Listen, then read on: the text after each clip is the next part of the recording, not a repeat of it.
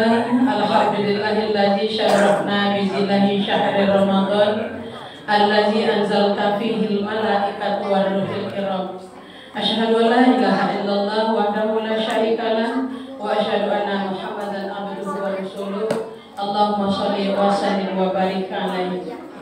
Bapak Ibu jemaat tarawih Allah SWT, tertumpang rasa hormat kepada Bapak Ketua Panitia Ramadan, Ketua Mushola, kemudian Ibu anggota Majelis Taklim, khusus jemaah tarawih yang berhadir pada hari ini. Lebih istimewanya kepada Bapak Imam yang telah mengimami kita pada malam hari ini. Alhamdulillah kita sudah masuk ke fase kedua bulan Ramadan 2024 Miladiah, bertepatan dengan 13 Ramadan 1445 Hijrah. Pertanyaan saya khusus kepada ibu-ibu, Bu, apa bedanya Ramadan kemarin yang sekarang, Bu? Apa bedanya, Bu? Biasa atau luar biasa? Luar biasa. Bagi bapak-bapak juga mungkin luar biasa, mungkin banyak di rumah. Baik Bapak Ibu rahmatullah SWT, judul pada malam ke-13 pada tahun ini judulnya judul anak gaul ini. Ya Pak ya, anak gaul, karena sekarang kita suka mengadopsi bahasa anak-anak muda. Judul yang diamanahkan adalah menjauhi gaya hidup yang hedon. Hedon, H-E-D-O-N, hedon. Kalau bahasa orang Jawanya edan gitu. Baik, judul ini sengaja diturunkan karena berkenaan dengan perkembangan teknologi pada saat sekarang ini semua bisa diadopsi. Mulai dari YouTube, IG, ya namanya warganet atau internet, semua bisa diserap bahasa-bahasanya sehingga timbullah bahasa-bahasa anak muda yang diambil dari bahasa lain. Salah satunya adalah hedon. Hedon itu rupanya bahasa dari Yunani, Bapak Ibu rahmatullah SWT.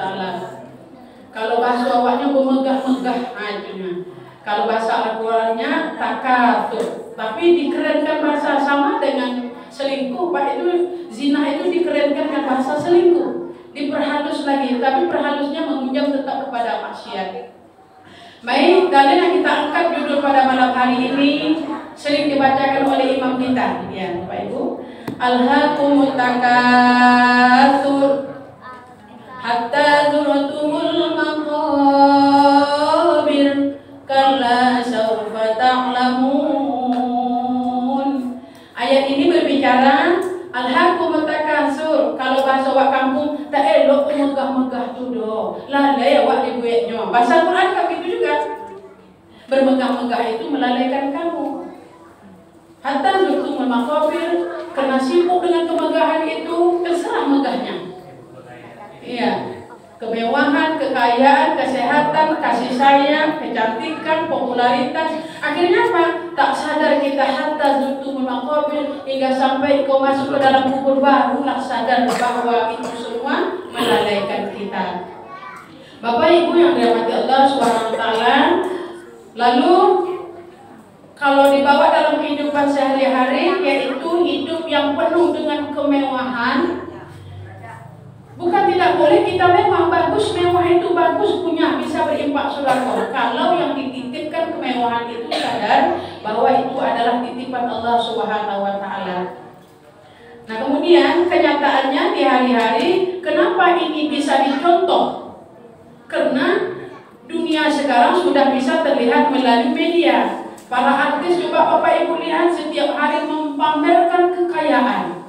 Bukan artis umum saja, Ustaz pun juga memamerkan, mulai dari tiang tangguh rumahnya sampai pak meja makan itu dipamerkan tuh. Ya kan tak salah kan Bapak Ibu? Nah ini akibat daripada popularitas tadi diadopsi dan diresap sehingga orang terprovokasi atau termotivasi untuk hidup mewah. Mulai dari kekayaannya, mulai dari simpanannya, sekarang kan tidak ada lagi yang tertutup, semua terbuka. Yang anehnya para ustadz sudah memamerkan, jadi yang tidak aneh kalau masyarakat awam juga ikut memamerkan. Tapi dalam hadis Nabi, kita manusia ini, umat Islam itu, dunia ini terbagi tiga. Ini untuk kita semua. Pertama disebut dunia lil mukmin, dunia itu untuk orang beriman. Jadi kalau orang beriman memakai dunia, dia bawa untuk akhirat. Maka ada doa kita, Rabbana atina fid dunya hasanah Ya dunia minta selamat, apalagi akhirat, karena akhirat itu abadan abadan kekal, takkan kembali lagi, buruk selama-lamanya, baik selama-lamanya. Bapak Ibu rahmati Allah Subhanahu wa taala, kalla saufa ta'lamun. Udah diperingatkan oleh Allah Subhanahu wa taala, bermegah-megah itu melalaikan kamu, melupakan engkau kepada Allah Subhanahu wa taala, tapi kau tidak juga percaya. Kalla lau ta'lam. Sekali-kali kamu juga tak percaya, tak mengerti. Padahal itu ayat. Kenapa manusia banyak yang tidak termotivasi? Karena tidak mempelajari ayat-ayat ini. Yang kedua, sifat orang hedon. Sifat orang yang gaya megah tadi, sifat orang hidup hedon itu terlihat dari setiap hari orang ini tipikalnya ada 3, Bapak Ibu. Bisa kita lihat di tengah masyarakat. Orang ini tak boleh tersentuh dengan kesusahan, tak mau dia susah. Dia bagaimana caranya supaya dia itu terlihat senang, terlihat gaya, terlihat enjoy. Ini gayanya nih.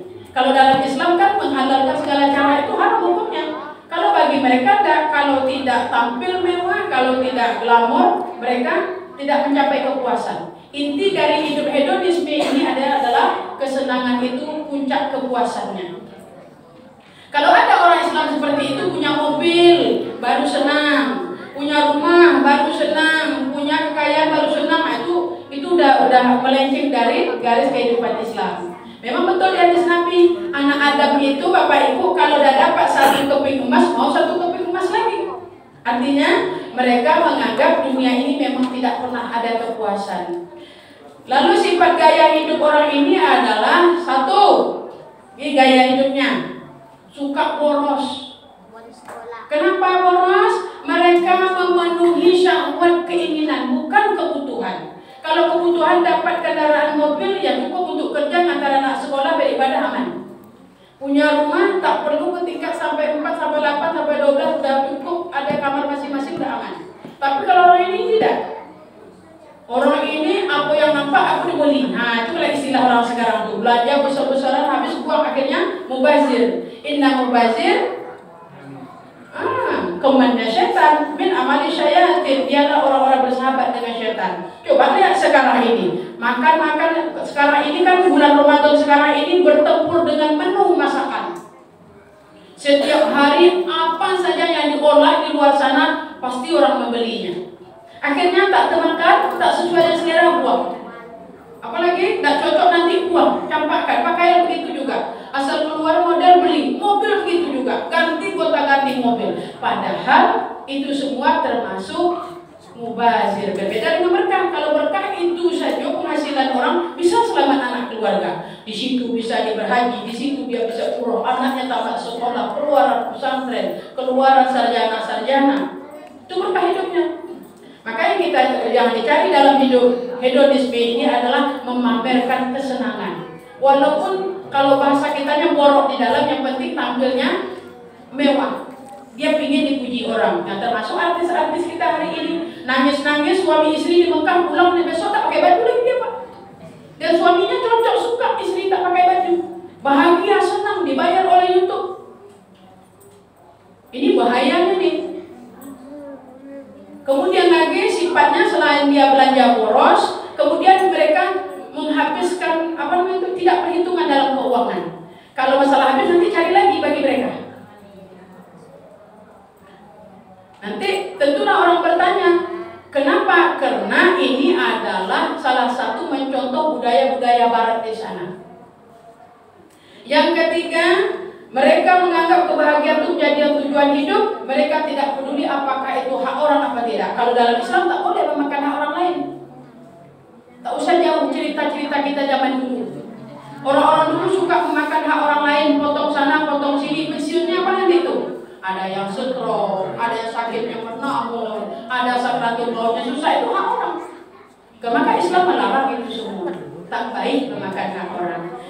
Yang selanjutnya, tidak pernah merasa puas. Ini ciri-ciri orang yang hedonisme ini. Nampak ini lagi, beli ini, yang ini belum terpakai, ganti lagi yang itu, yang ini itu. Artinya hidupnya hidup dalam mempermak diri. Mungkin Bapak Ibu bisa lihatlah kalau sekarang perempuan. Mungkin bagi suami-suami yang puas mungkin dengan tampilan istrinya apa adanya. Makanya sekarang itu orang laki-laki menikah dengan perempuan, hampir sekian persen tidak menikmati apa yang diinginkan dari seorang istri, karena istri itu mau tampil beda terus, tidak kuat atau tidak sanggup. Bahkan tidak sedikit perempuan dalam bulan Ramadan itu mencerai suami. Pertanyaan saya, kenapa bercerai? Karena tidak memenuhi kebutuhan kami. Kebutuhan yang mana? Kalau kebutuhan kita kan yang wajib, makan, minum, rumah, sekolah anak, pakaian, ibadah, itu. Tapi kalau ditengok orang seberang ingin dibanding dengan suami, makanya itulah akibatnya. Nah, untuk itu orang ini tidak pernah merasa puas, selalu kurang terus. Kalau sempat ini ada dalam rumah tangga, Pak, pagi, petang, siang, malam tuh berantem terus itu. Tak ada beres. Makanya semua hari ini perempuan bukan tak bisa pandai mencuci, Pak, pandai dia mencuci, tapi di antaranya ke laundry dia bersenang. Bukan tak bisa dia memasak, dia beli, dia catering. Bisa dia memasak, tapi dia mau menyenangkan diri. Dia lupa bahwa dia punya kewajiban kepada suaminya.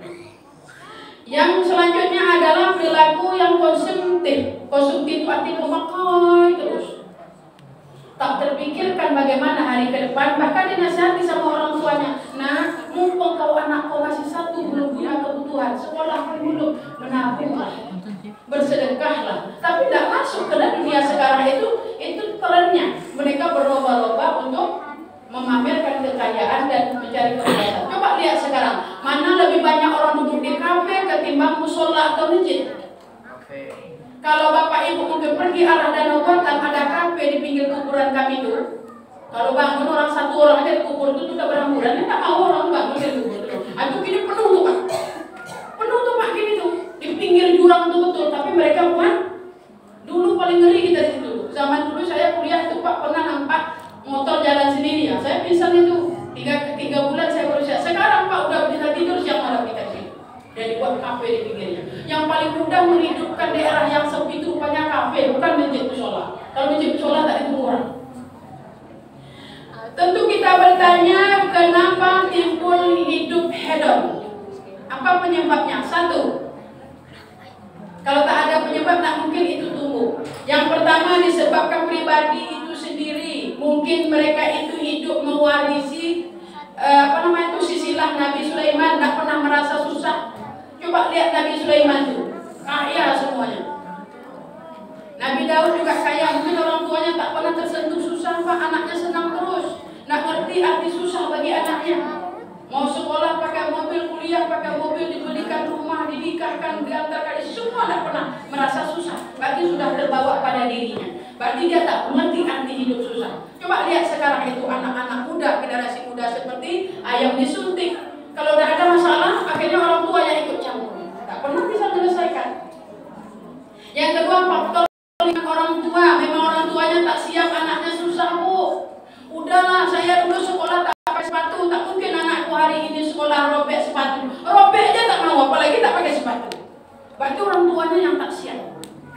Kalau orang tua tidak siap, berarti dia tidak mementalkan, tidak menajamkan pikiran dan hati anak, sehingga anak tak tahu menau. Yang penting kalau dia minta punya, dia minta ada. Tak tahu bahwa orang tuanya pas meninggal dihitung hutangnya 2,5 M berhutang karena keinginan anak.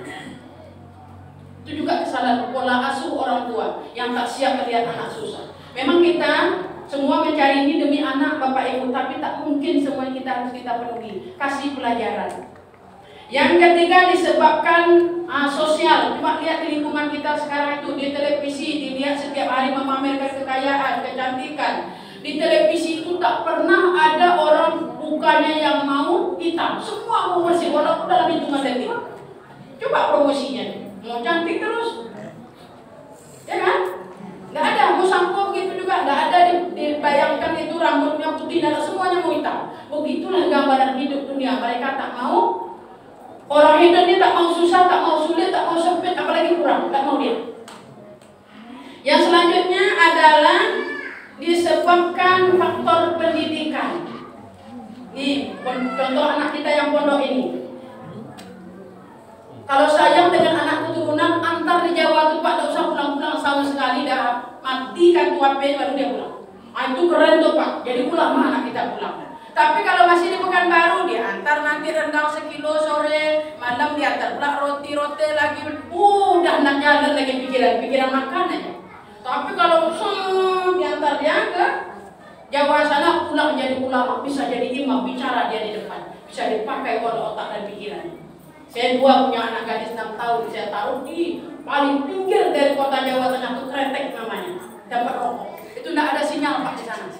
Alhamdulillah pulang 6 bulan, 7 bulan, hampir dia 30 juz kata Quran. Kalau di rumah, jangan 1 juz 3 baris, nggak mau dia baca Quran. Nah, begitulah di depan kita anak-anak ini. Terakhir Bapak Ibu, Allah SWT, kesimpulan kita bahwa pandangan Islam terhadap kehidupan hedonisme ini tidak semua negatif, tapi ada juga positif. Yang jelas di dalam Islam sifat boros itu dilarang.